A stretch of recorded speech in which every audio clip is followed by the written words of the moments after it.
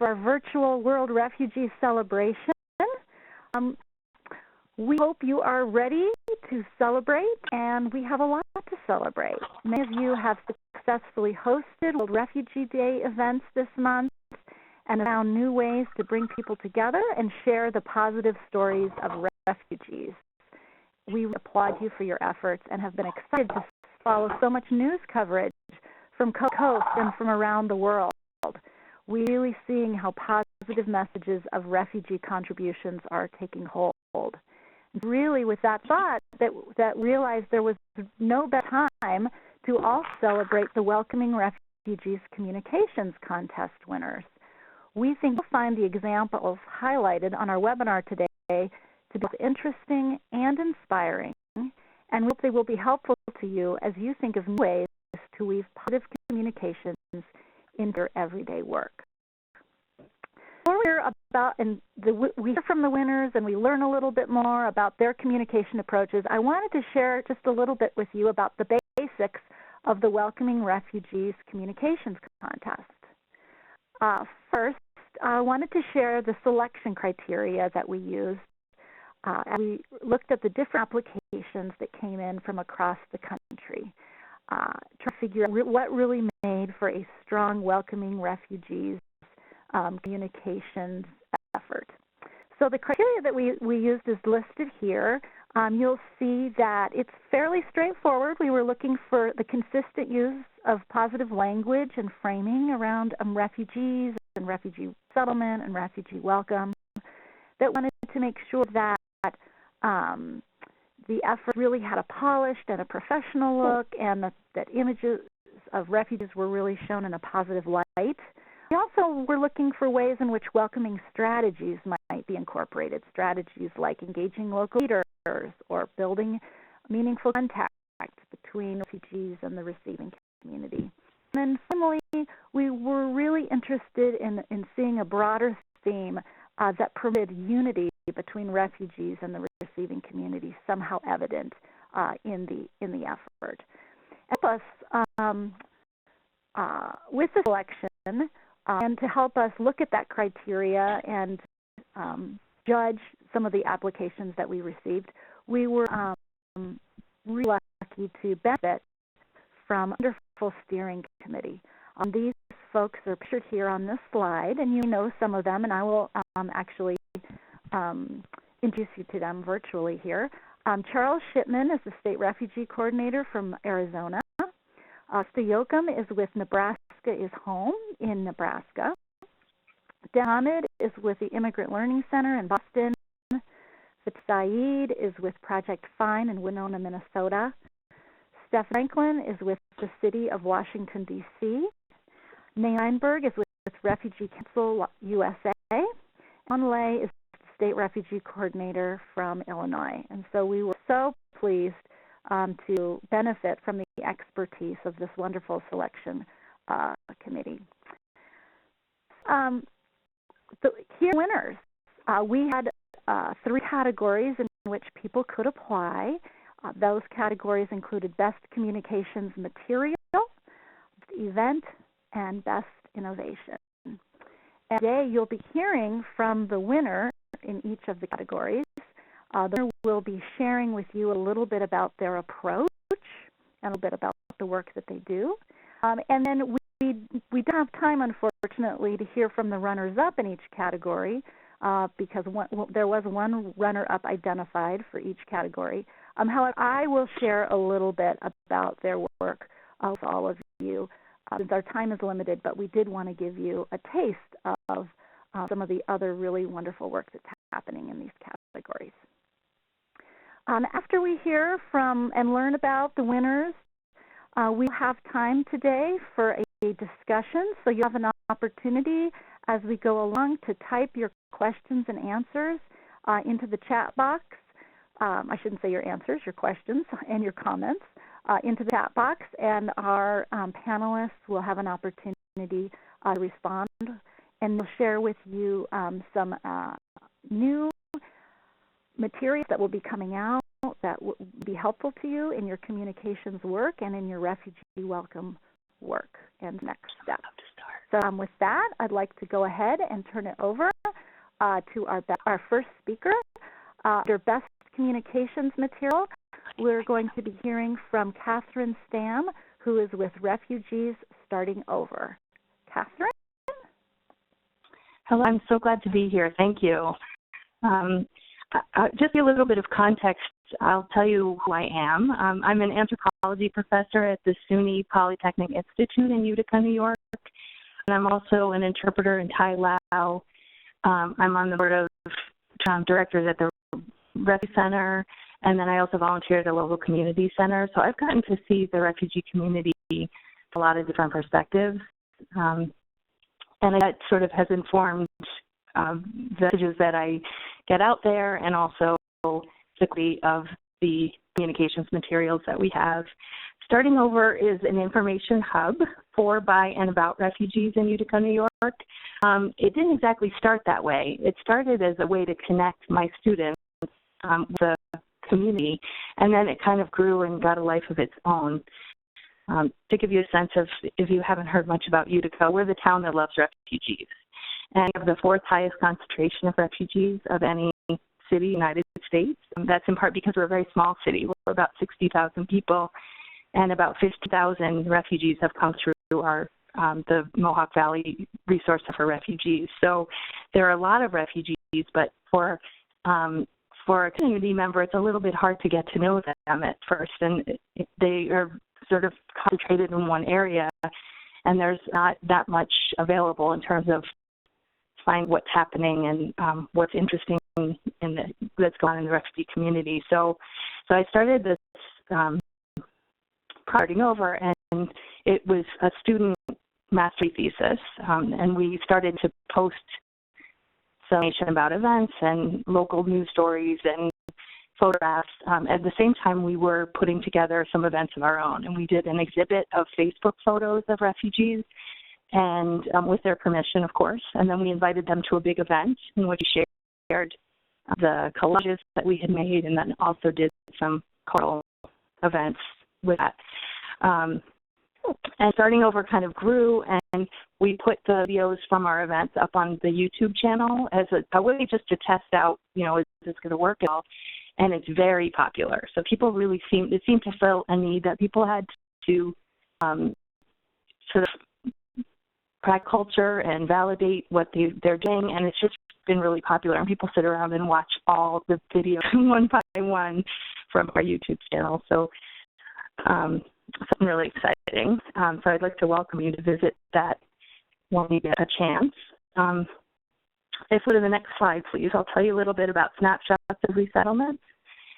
This was also a student project at first, and the idea was that throughout the Starting Over project, which started in 2012 and has kind of been growing and changing since then, I've been collecting photographs as we go. And I've been inviting some of my friends who are photographers to join us, and some of them are refugees, and some of them are staff, faculty from my institution, some are just community members overall.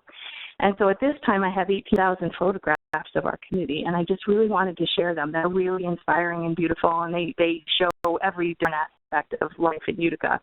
So Snapshots of Resettlement is basically the highlight of that collection.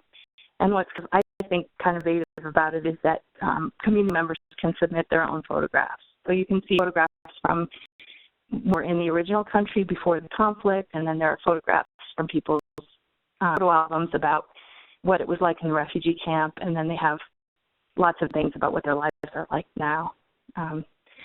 So my last thought is advice for other people who might be interested in doing this kind of thing. I think a lot of people who work with refugees have really great photographs and share them. So, and I'm happy to also share any of the things that we've done. So if somebody wanted to do Refugees Starting Over in Cincinnati or in any other city that they work in, it would be relatively easy to set you up for that kind of thing. And the Snapshots of Resettlement, I also have students who are often looking for projects, and so if there's an individual or an agency that wants to put together some highlights, just feel free to get in touch with us, and we'll help you along the way. Thank you so much, Catherine. Again, if you guys have questions for her, please feel free to send those into the chat, and we will get to those during our moderated portion just a little bit later after we hear from all the speakers. I do want to share with you a little bit about our honorable mention for this category, which is Refugees Helping Refugees, which is also in New York, in Rochester, New York. And Refugees Helping Refugees is a community organization that applied using their organizational brochure and website, and I really love the logo on this one in particular. They're all volunteer staff focuses providing peer-to-peer support. So it truly is refugees helping other refugees and connecting established refugees with newer arrivals. And this not only helps make sure that folks are getting their basic needs met, but they're seeing how friendships across ethnicities are being fostered by this type of approach. And for more examples of their positive messaging, I would invite you to visit their website, which is rhrroc.org. Again, that's rhrroc.org, and I'll chat that out in just a minute. So our next category is Best Event, and many of you on the phone probably conduct public events and know how much work it takes to really do an excellent event that draws in lots of people. So we'll hear from Janet Blair of the Florida Department of Children and Families, who will share a little bit about their winning approach. Janet? Thank you, Susan, and many thanks to Welcoming America for this recognition on behalf of the Florida Department of Children and Families and the Tampa Bay Refugee Task Force. I just want to set the stage by saying that the Tampa Bay Refugee Task Force is one of 8 task forces statewide in Florida, which is facilitated by a Refugee Services staff member, myself, and all of which put on amazing events for World Refugee Day every year. Before I go into the details of the Tampa event, I also wanted to give you a little bit of information about our area. Bay is one of the key locations in the state of Florida for refugee resettlement. In 2014, we had around 3,000 new arrivals, and in the past 5 years, we've had over 13,000 new arrivals. The majority of these newcomers to our area are from Cuba. We also have refugees coming from other countries, including Iraq, Egypt, Sudan, Colombia, and Somalia. And 2 fairly large established communities of former refugees, Bosnian community and a Vietnamese community, which are active in our events as well. So in this context, the Tampa Bay Refugee Task Force, which I really need to say is an exceptional group of people, work very hard year-round to collaborate on a number of different issues and projects, including putting together a World Refugee Day festival each year. And this event has really gone beyond our wildest dreams. We could have never imagined. We started the first year 5 years ago with about 200 people in attendance, and last year there were around 700 people there. So it's been a pretty amazing process. I want to say, too, that this event evolved into much more than just a one-day festival. It's really been an impetus for creating a web of ongoing relationships with many different facets of our community. A little bit of history. We started 5 years ago with a focus on holding a festival for refugee families. We want to have a day to recognize and honor them, where they could bring their families and have a lot of fun. And here we began broadening our focus to include more and more community partners.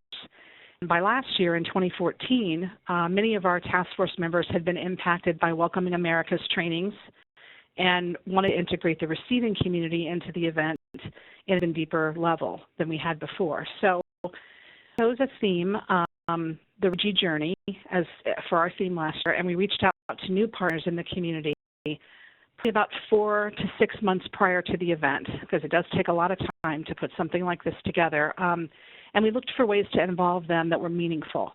For example, we asked a local faith community's youth group to put their a mock refugee camp exhibit. And so several of our task force members met with these youth several times to give them overviews of the refugee experience and, so that they really had a context for their project. At the same time, we wanted to have other types of refugee journeys depicted as well because, of course, the majority do not come from refugee camps. So we recruited faculty and a group of graduate students from our local campus, University of South Florida, and worked alongside the students in our adult ed program to gather a beautiful display with photos and maps and stories of other refugee journeys. And set up alongside the mock refugee camp exhibit so that as people entered the venue, they could hear and see, stories of these journeys that had taken place.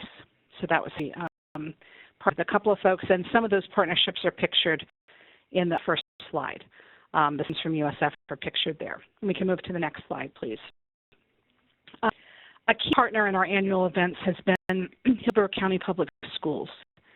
Here, the school system has sponsored our event. And a few years into this partnership, we also began collaborating with them to hold regular in-service trainings with school administrators on working with refugee students. So now these workshops are held twice each year in the fall and the spring terms, and they're an example of the sustainable collaborations that have come of our World Refugee Day events. Creative ways that we engage the broader community. One last year was to approach the Poet Laureate of Tampa. We do have a Poet Laureate, and he is pretty remarkable, and ask him to write and perform a poem for our World Refugee Day event. One of the task force members oversaw this entire process, and it was really a beautiful addition to the event. I do want to say that each one of these community collaborations takes so much time and energy beforehand.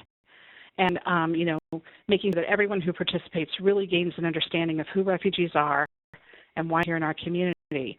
But building these relationships, because that's really what we're doing, we're building relationships. We've been able to foster connections that last much longer than just planning or the implementing of the event. Grad students and undergrad students we've worked with, because we have about 100 volunteers each year, go on to do research projects, internships, volunteer work with our organizations. Communities donate time and resources to help refugee families that have various needs. So this relationships, is really created and sustained year-round. Another aspect of our event that I want to highlight, we had cultural booths from about 15 to 20 different countries at the event. At the end, we had a cultural fashion show. And I can't say enough about what a hit this is. It's spearheaded by one of our dedicated task force members, and we end the event with it the past couple of years because the audience just absolutely loves it.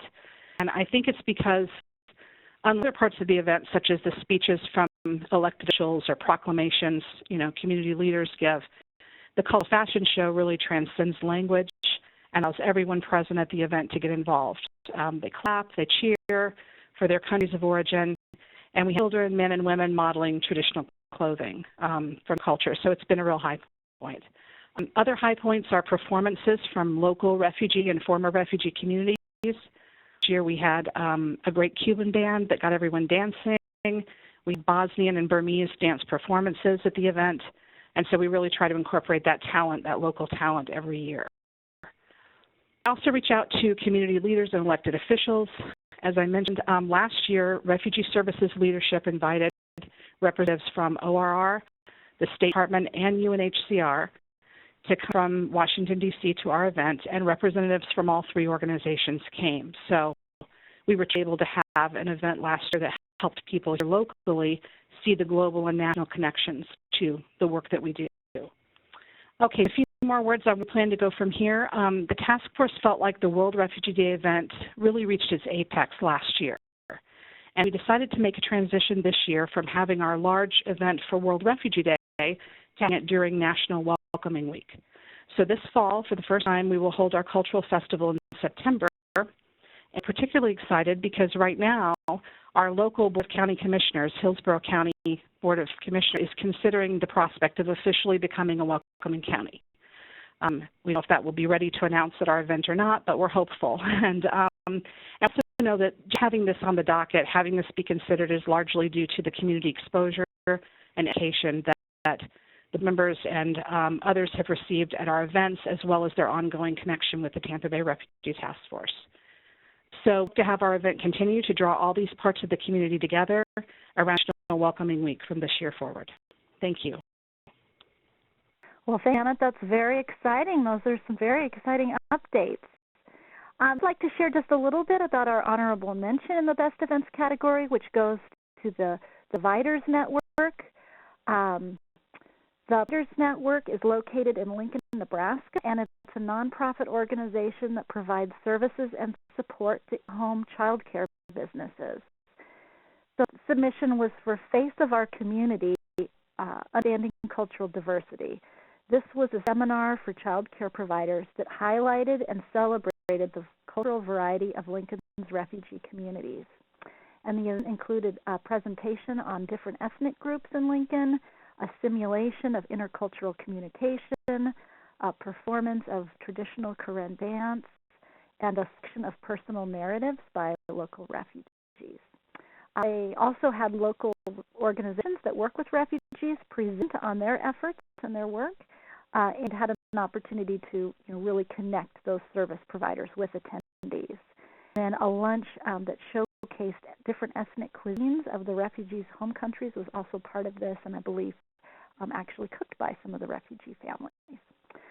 For more about the work in Lincoln, you can check out Providers Network the Provide Network website, which is listed here at pnicacfp.com, or just Google Providers Network Lincoln if you would. So our third and final category is for Best New Innovation.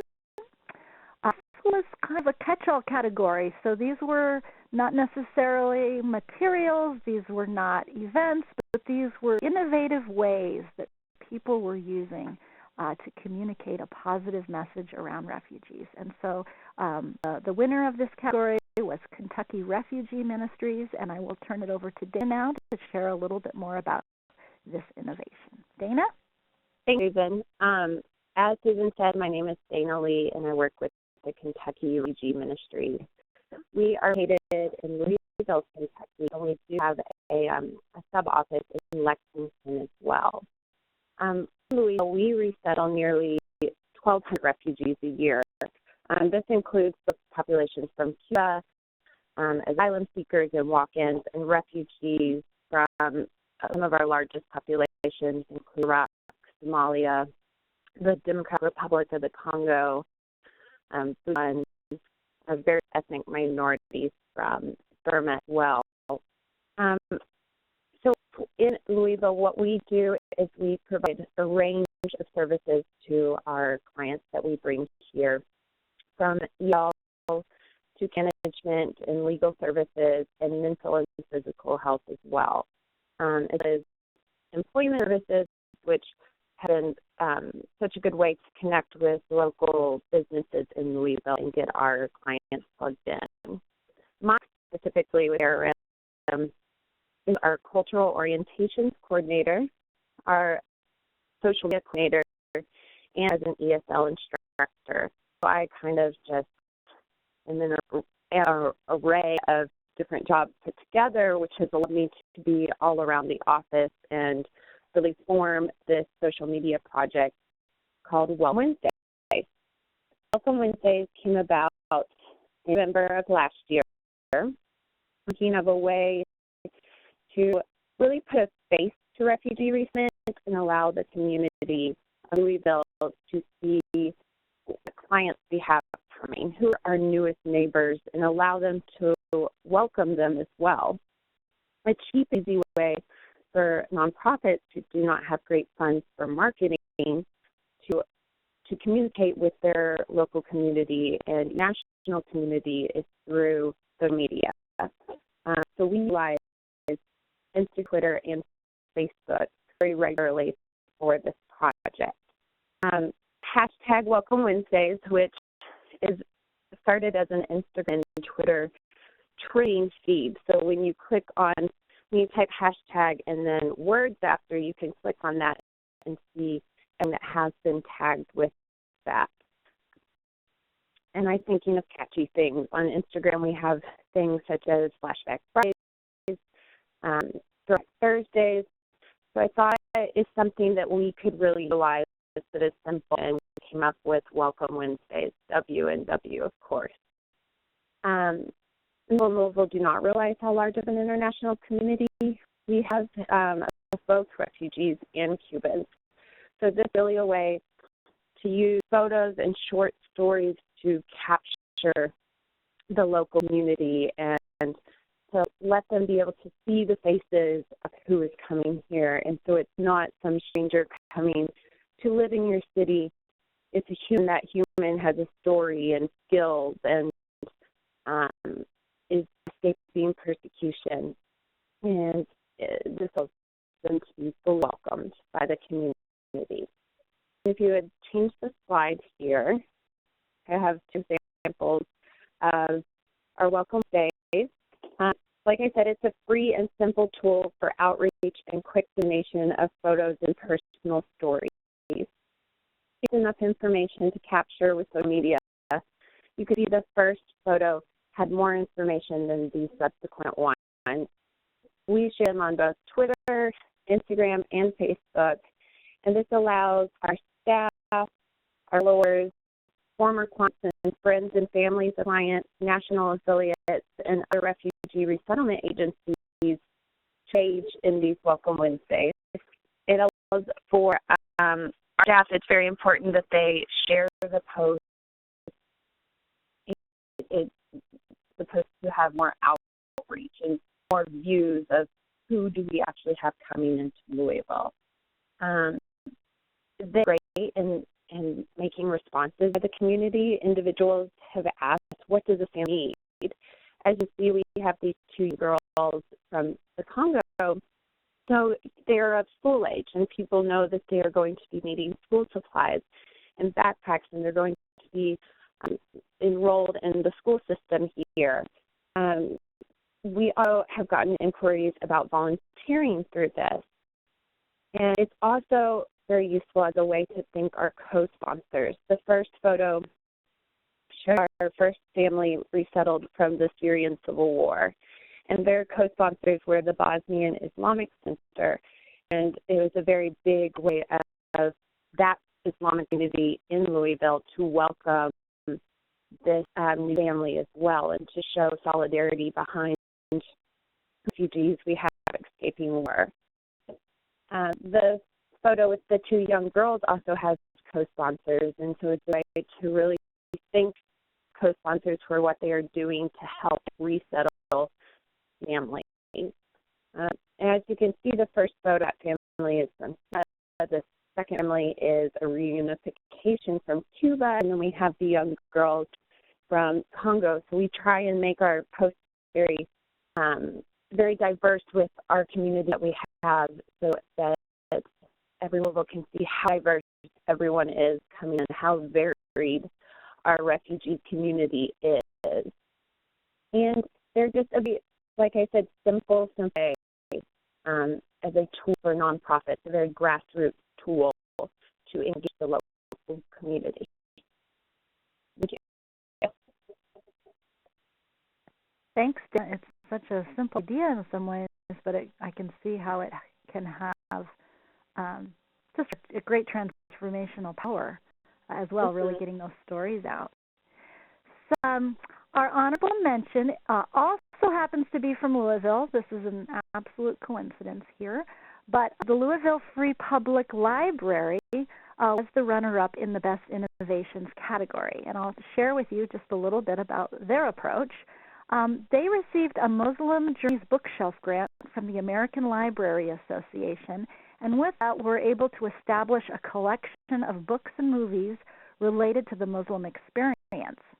And they wanted to draw attention and excitement around the new collection, so they hosted a special month-long series which built upon years of work the library system had undertaken with leaders in the immigrant community and other volunteers to welcome newcomers and inspire civic engagement. So the series put together a very diverse group of Louisville Muslims, many of whom hadn't really connected with each other, or had connected in limited ways, and we provided a space for community and education.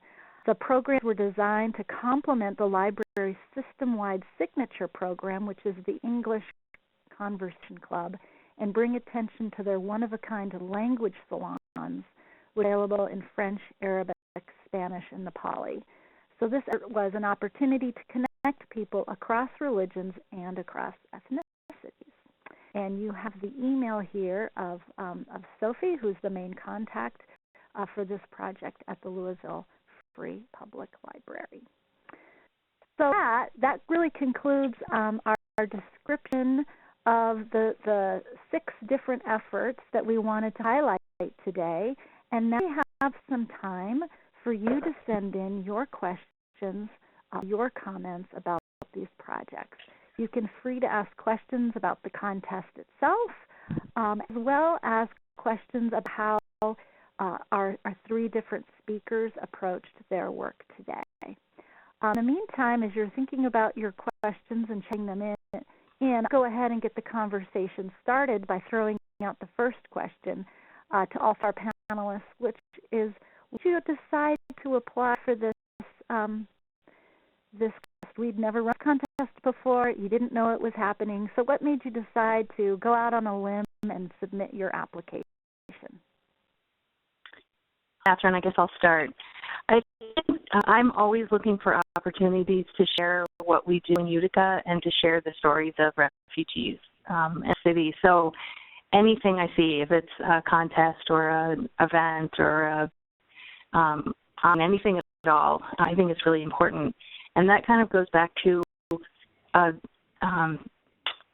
when I met some of the people who were in the interpreting community. When I became an interpreter, I did a 40-hour training with Bridging the Gap. And I know people from all over the world at that time, and they shared some of their stories with me. And there was one in particular, was a Bhutanese Nepali refugee named Tek Munger. And he was the first person to tell me that he had been in a refugee camp for 18 years. I just couldn't imagine that. As an anthropology professor, I've seen a million ethnographic films. I've spent a long time. I do my field work in Thailand, and I feel like I'm sort of worldly in some ways, and I just realized like I don't know anything about this. And so when I saw your contest, I thought, oh, this will be a good opportunity to share some of the positive images and some of the stories, and sort of do anything I can to get people to have an increased awareness of what it's like to be a refugee in the United States. Mm-hmm. And I think one of the things Welcoming America tries to do, through our technical assistance, is find ways to help you all receive recognition for the good work that you're doing. And so when we have chances to kind of shine a light on that positive work, we're really happy to do that. How about others? Janet or Dana? This is Janet, and I so appreciate you giving us these opportunities. I can't take any credit for the idea of applying for this particular contest. It was actually my very supportive supervisor, Tedeschi Fai, in Refugee Services, who nominated us, and I really thank him for seeing the potential for the event to win, because it's been a tremendous experience, and given us a chance to really see the apex of our event last year, kind of as we lift our focus to Welcoming Week, see that come to a close. So thank you very much for this opportunity. You guys have done the hard work of making this into such a tremendous event, Janet. I mean, it's unbelievable, all the different innovations you've brought in, including, having your poet laureate write a poem about this. I think that's innovative. So, it's really, it's an exciting event, and we're really happy to feature it. Thank you. So for us, some staff members actually received newsletters from Welcoming America and saw the competition, and I hound them all regularly at staff meetings about share, like all of our social media posts. Even our Lexington office has taken on the hashtag Welcome Wednesdays. So they sent it to me. Quite a few members of the staff sent it to me, and I thought to give it a shot. It's such a wonderful, easy tool to share with other government agencies. And as a millennial myself, I'm always on social media, and so it's very easy, I feel, to younger generations that are working in refugee resettlement, and even agencies that want to get more involved with younger generations and expand their outreach. And that was a great tool to share, and thought it would be really neat if other organizations started hashtag Welcome Wednesday as well, and then we could see the trends of all the refugees and immigrants brought around from around the world into all of the United States. And I hope this sparks the ideas and creativity of many of our people on the phone today, because it just seems like this is a simple yet elegant way to get a positive story of refugees. So thank you so much for sharing. We have a question from one of our participants, audience members, specifically for Dana. And he's shocked that both contest winners for innovation came from Louisville, Kentucky. So he was asking, what about Louisville in terms of fairly long-standing refugee, the community or the infrastructure for refugees has given way to these successful and innovative outreach programs? Can you speak, Dana, a little to the climate in Louisville and why we're seeing such great positive communications coming out of your city? Yeah, I actually do have to give a lot of credit to Sophie, who from the Louisville Free Public Library. She does such an awesome job and is very connected in with Kim. She actually comes every Wednesday morning and brings books and videos and dictionaries and everything, sets up so that clients can create library cards. She sends us all her events, and we post them around in our ESL classroom. So a lot of what we do here is very well connected to the library, and we're very thankful for our English Conversation Club so that our clients can continue their ESL education beyond their time with us, and also have the opportunity to see these great speakers and cultural events that she has going on. And we also have Catholic Charities, so we resettle roughly, I would say, 500 refugees in Louisville a year, refugees and Cubans. And our communities here, our diasporas here, are very strong. We have a strong and active Bhutanese community. I said before, the Islamic community, the Bosnian one, because we brought Bosnians here after the war there. And so these communities just keep back. I see that our refugees, if they're higher level English, they end up coming back as interpreters. They come back as staff members. And so I think it's really full circle. I also think that with KRM, we have a young staff, and I think the staff brings ideas and new innovations to our community. And with these events in particular, we just have a very excited community to welcome refugees. And so you see these projects and social media use and our World Refugee events, the University of Louisville events. You see those international activities happening in Louisville to make sure that we do really include our refugee and immigrant communities and that they're not excluded from the community. They're truly welcomed. That's and it seems like the excitement is really contagious, and that you being able to build partnerships like you have with the Louisville Free Public Library is so important to really being able to have an impact on the community climate. One organization can do this on their own, right? It really takes working with lots of partners, and I think we found that in the applications that we received. We received applications from many different efforts where there really was a strong collaboration, which of course made the process of trying to narrow it down to winners extremely difficult. That's really what were so many wonderful examples from all over the country. I wanted to,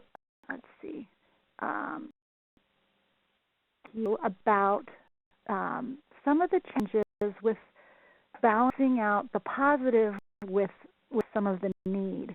I think that's something that we see a lot at Welcoming America, that refugee providers, see refugees who have a lot of needs when they first get here, right? They don't necessarily know English, or they have a lot of need in terms of income, find jobs, sometimes health care, mental health needs. So a lot of needs, and of course refugee resettlement providers are very focused on getting those needs met.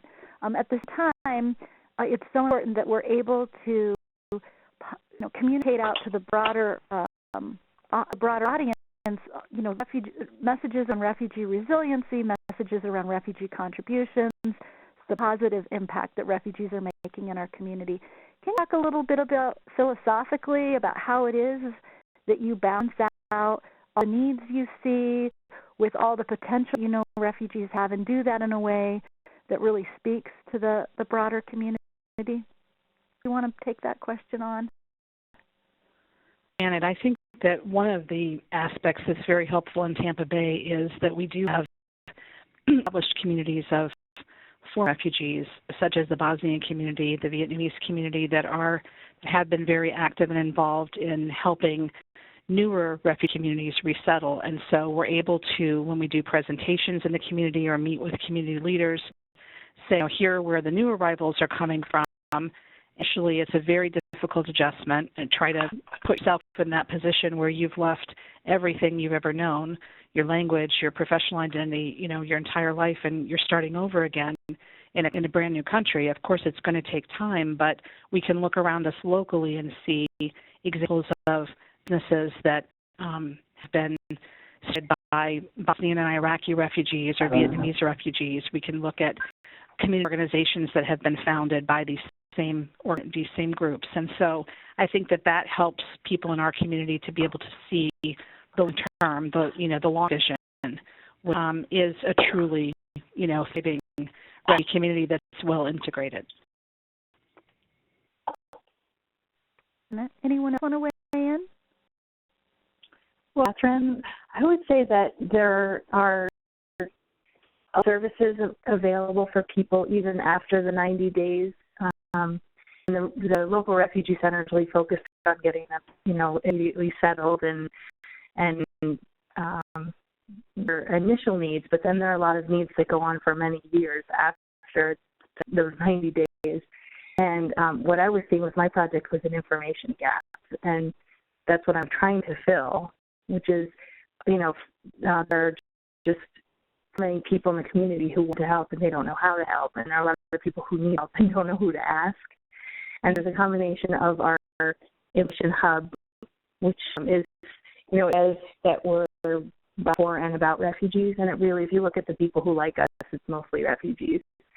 But there's also a community center that just was founded last year, and that was designed, that's the Midtown Youth Community Center, was designed to help with people who have all those kinds of needs later on. And some of them are sort of subtle. They're sort of like needs to have a place where they can dance, where they can practice dance when they're going to perform at a festival, that kind of thing. Mm-hmm. So as far as images, they all look pretty happy and bright.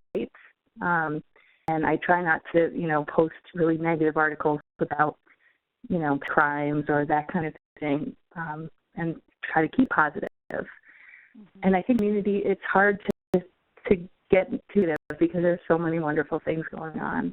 It's really an upbeat place to be. That's wonderful.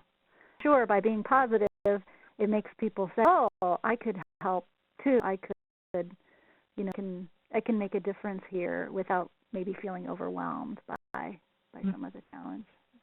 Yeah. Jane, and I definitely agree. I think many people in the community want to help, but they don't always know how they can. So by constantly seeing these positive posts and who these actually are, what jobs did they have in the past, how are they going to give into our economy and our society as intellectuals and as skilled workers, and allows people to be able to reach out more and say, I want to help them achieve what are going to achieve here. And with family reunifications, you're really seeing as well these pieces coming together, and the long term for one client becoming a happier reality. Mm-hmm. Mm-hmm. Absolutely. Catherine, I had one other thought, if it's okay. Sure. One of the things that strikes out the local news is that the stories about refugee success always seem to be like a formula. If a refugee starts a new business, or if they bought a house or if they something, in race or whatever, that sort of like markers of success.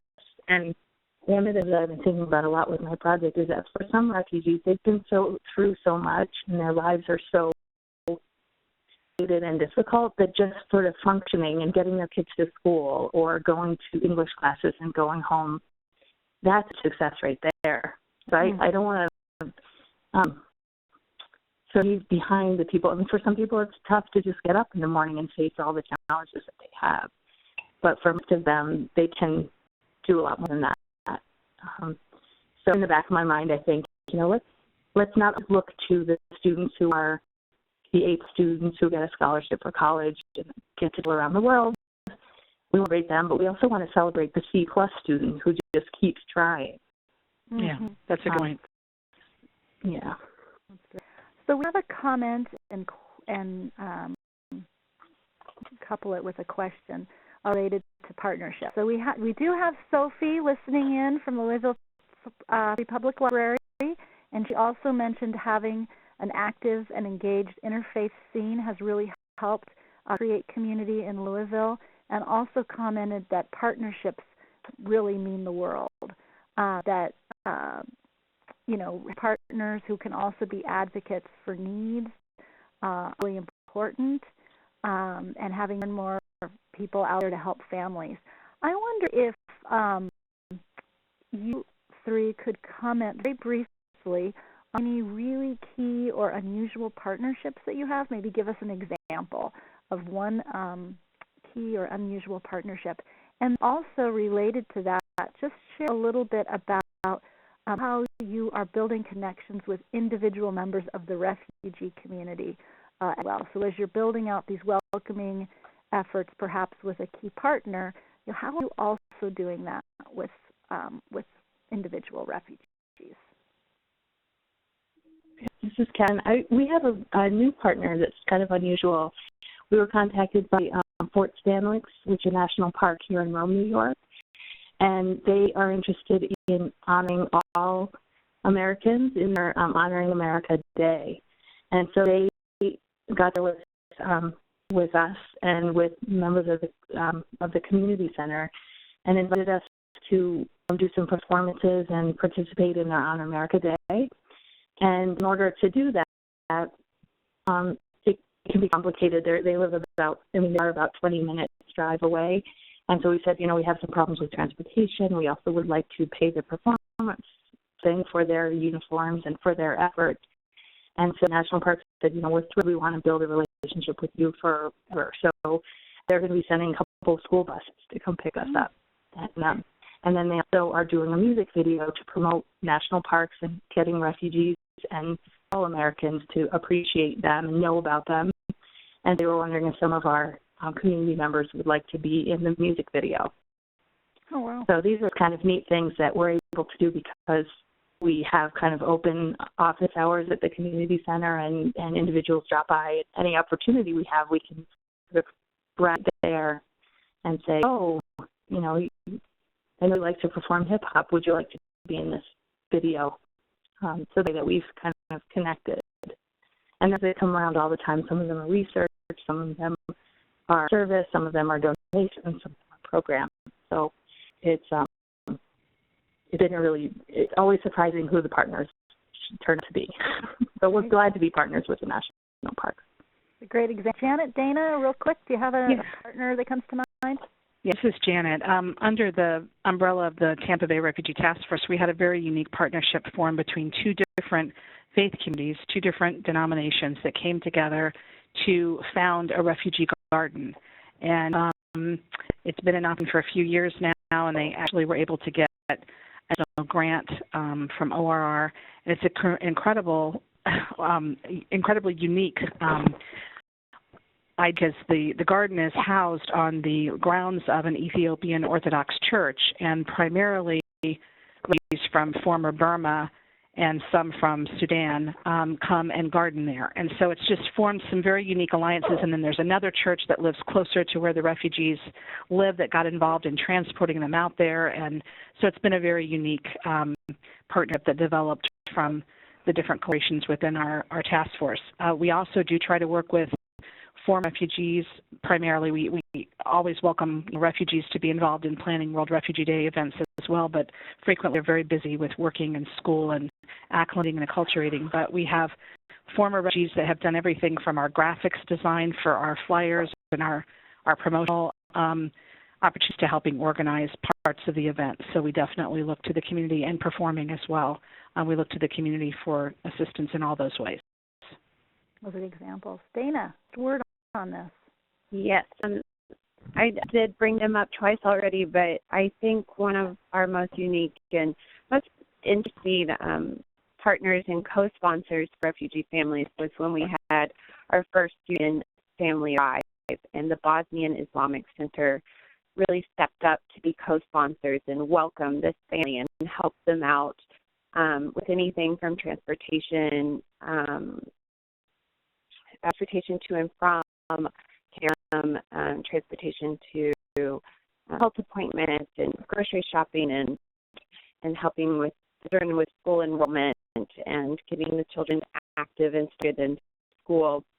And what's so about that is that the Bosnian Islamic community, I mean, these people come for. They are not from the same country as the Syrians, but they understand the plight of a refugee. They have been settled in the U.S. for quite a while now, and that's allowed them to establish themselves and to give back how they were welcomed as well. So that's such a useful tool to have only so many various partnerships from schools to religious organizations, to secular organizations and community groups, to have former refugees who understand the process and can show you, this is where I am now. This is a very hard time for you, but it will work out. Look at me. Look at my success. I'm helping you. I'm giving back to you. As well with social media in general, I teach English as adults. I stay in my class and I see some of my students on their smartphones, on Facebook, on Instagram. Everyone's doing it. So it's an easy way to tell clients. We have Facebook, we have Instagram, and to see former clients comments and liking photos and different posts, how they can help and asking how they can come and interpret. And it's such a wonderful tool of keeping in touch and really making sure that our community knows what we're doing and our community of former refugees as well. They know of what's happening. We even brought back some former clients to perform at our World Refugee Day event. We brought in some artists and dancers and singers to perform, show, display their culture to the community. So there's a great basis through partnership of really seeing them to the community and to former refugees. Thank you so much, Dana. Great examples. Dana, Janet, and Catherine, I really want to thank you, all three of you, for the wonderful work that you're doing today and for sharing with all of us. And I'll share with the audience what's coming next for Dana, Janet, and Catherine. You may be wondering, so they won this prize. What exactly does that mean? Do they get a new car? Well, sadly, no. Sadly for the three of you, no, Welcoming America is not buying you a car, but we are sending them on a trip to the National Immigrant Integration Conference, which is happening this December in New York. For those of you who are unfamiliar with the conference, I would really encourage everyone on the phone to visit integrationconference.org. This is really the biggest convening of the broadest immigrant integration field out there. And we're so delighted at Welcoming America that apart from our OR funding, this is very separate from federal funding, we'll be sending the three contest winners to the Immigrant Integration Conference so they can be part of the conversation. But everyone's welcome at the conference, so please check out the website and stay updated as the agenda comes together and more information is available. We would all love to see you there. A few other tools that are coming soon that many of you on the phone may be interested in. So be on the lookout for these. We have a booklet that we're putting together based on the 6 winning entries for this contest. And we'll be able to feature their work in a little bit more detail and provide some guidance for others who'd like to use some of these approaches in their work. We also will be releasing our Guide to Community Planning, which was written by Jan Reeves, the Idaho State Refugee Coordinator, and really details how Boise went about creating a community-wide welcoming plan for refugees. So that should be coming out in the next month, so be on the lookout for that. And then finally, we have finished up our community consultation report. This was a project Welcoming America undertook last year where we went out and visited a handful of sites to really observe the community consultation process in action and come up with some ideas of how refugee resettlement providers and others could really be using community consultations in a way that maximize the support of the receiving community. So we have a report outlines our findings as well as some recommendations coming out very soon. We have some tools that can be valuable to you, especially as you think more about your positive communications work and what you heard from our speakers about today. Really would encourage you to take another look at the Reframing Refugees tool that was developed last year, where you will find more about what some of the winning messages are that are out there, how we talk about refugees that really resonates with the receiving community, some guiding principles and how-tos, sample press releases, sample FAQs. You'll take a look at this Reframing Refugees Toolkit, which is available on our Welcoming Refugees website, along with this recorded webinar and many other recorded webinars.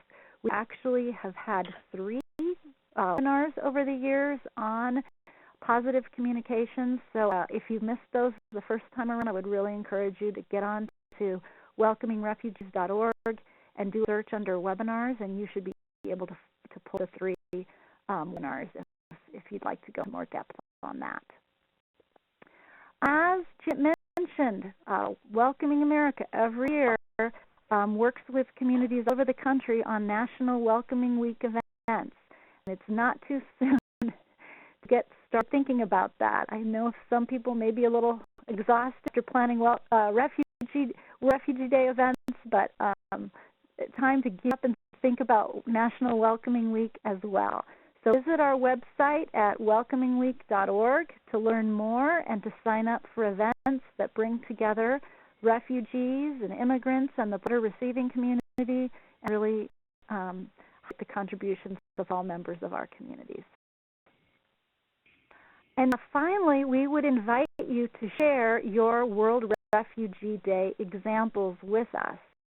We're always looking for great stories, media coverage, examples, samples of how groups around the country are really using World Refugee Day as a way to send out this positive story about refugees and the contributions that they're making to our community, how they're really, advancing how it is that we build connections between refugees and the receiving community using World Refugee Day as an avenue to do that.